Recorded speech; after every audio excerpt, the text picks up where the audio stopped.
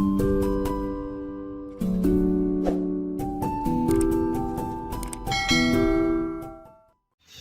Hello friends, welcome back to my channel. எல்லோரும் எப்படி friends இருக்கீங்க? நல்லா இருக்கீங்கன்னு நினைக்கிறேன். சேஃபாக இருங்க. இன்றைக்கி நம்ம வீடியோவில் எதை பற்றி டிஸ்கஸ் பண்ண போகிறோம் அப்படின்னு பார்த்தீங்கன்னா, ஒரு சூப்பரான ஃபர்டிலைசருங்க. இதை பயன்படுத்துனதில் என்னுடைய செடியில் புது தளிர்கள் நல்லா எடுத்து வந்ததுங்க. அதுக்கப்புறம் இன்னொரு செடி காமிக்கிறேருங்க.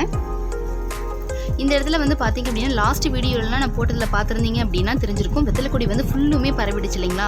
ஸோ இதை கட் பண்ணிவிட்டு இந்த பக்கம் சைடில் பார்த்தீங்கன்னா ஒரு ஆரஞ்சு கலர் ரோஸ் செடி நான் வச்சுருந்தேங்க. ஸோ அது ஃபுல்லுமே கட்டை எல்லாமே காஞ்சிச்சு. ஏன்னா வெத்தலை கொடி பார்த்தீங்கன்னா அப்படி ஃபுல்லாக புதர் மாதிரி பரவிடுச்சு. ஸோ அதுக்கு சூரிய வெளிச்சம் எதுவுமே கிடைக்காம ஃபுல்லாக கட்டை காஞ்சிருச்சு.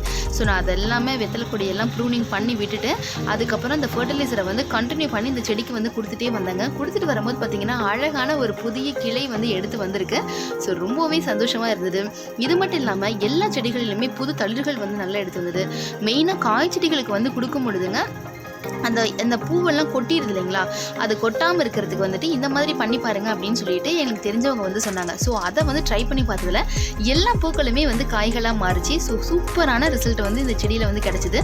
ஸோ அந்த ஃபர்டிலைசரை மிஸ் பண்ணவே கூடாது. உங்களுக்கு ஷேர் பண்ணியே ஆகணுன்றதுக்காக தான் இந்த வீடியோ நான் அப்லோட் பண்ணியிருக்கேன். ஸோ வீடியோ ஸ்கிப் பண்ணாமல் கடைசி வரைக்கும் பாருங்கள். வாங்க வீடியோக்குள்ளே போகலாம்.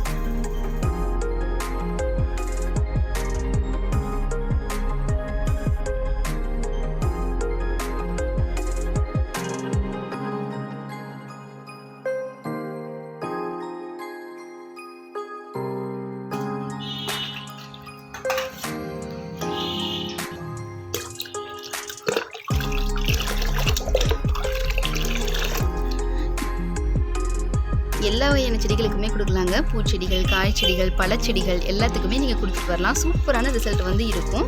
பூக்கள் பார்த்தீங்க அப்படின்னா நல்லாவே பிடிச்சி வருதுங்க. இந்த ஃபர்டிலைசர் ரெடி பண்ணுறதுக்கு நான் நல்ல புளிச்ச கஞ்சி தாங்க எடுத்திருக்கேன். இந்த வடிகஞ்சி இருக்கு இல்லைங்களா? அதை நல்லா ஒரு 3 நாள் மினிமம் 3 நாள் நல்லா புளிக்க வச்சிடணும். அந்த கஞ்சி தான் எடுத்து வச்சுருக்கேன். இதோட சேர்த்து இதில் என்ன கலக்க போகிறோம் அப்படின்னு பார்த்தீங்கன்னா, சாம்பல் தாங்க.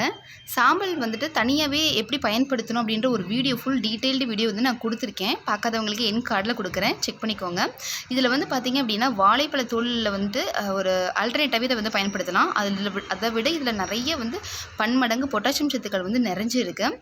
ஸோ இதை ஒரு 2 டேபிள் ஸ்பூன் அளவுக்கு பார்த்தீங்க அப்படின்னா இதில் நம்ம நல்லா கரைச்சி எடுத்துக்கலாம். அப்படி ஒரு கைப்பிடி அளவு எடுத்து நான் இதில் போட்டு நல்லா கரைச்சி விட்டுறேன்.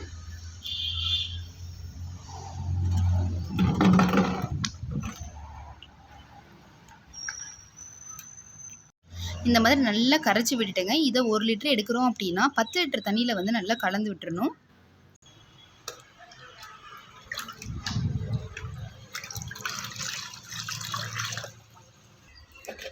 அவ்வளோதான் ஃப்ரெண்ட்ஸ், ஒரு சூப்பரான ஃபர்டிலைசர் ரெடி ஆகிடுச்சு. நான் முன்ன சொன்ன மாதிரி வெறுமனவே நீங்கள் கஞ்சி வடித்து கஞ்சி செடிகளுக்கு கொடுத்துட்டே வரலாம். அப்படி இல்லை அப்படின்னா இந்த மாதிரி கொடுத்து பாருங்களேன்.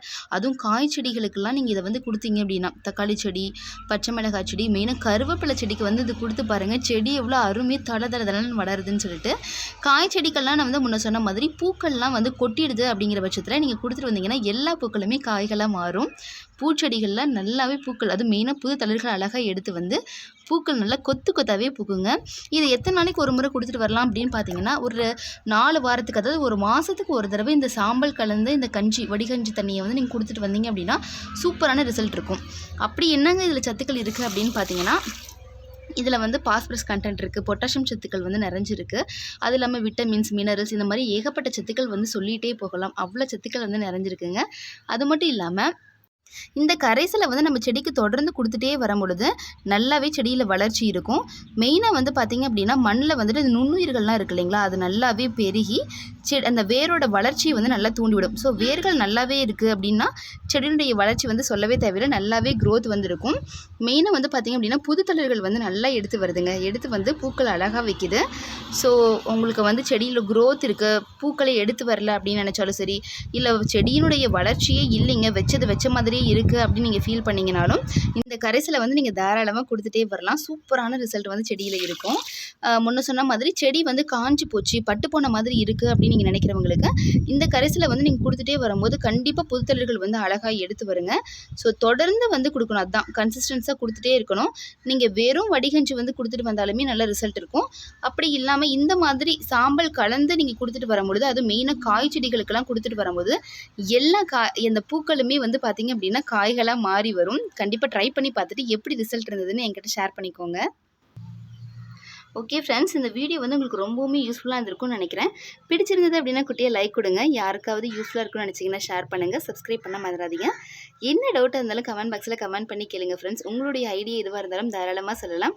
ஓகே ஃப்ரெண்ட்ஸ், நம்ம நெக்ஸ்ட் வீடியோவில் பார்க்கலாம். தேங்க்யூ.